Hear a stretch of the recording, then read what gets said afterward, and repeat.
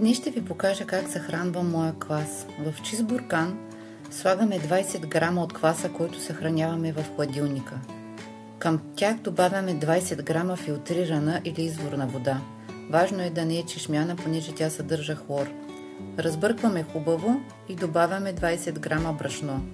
Отново разбъркваме хубаво. Това количество ще приберем отново в хладилника, след като го оставим на плота за няколко часа, докато отрои обема си.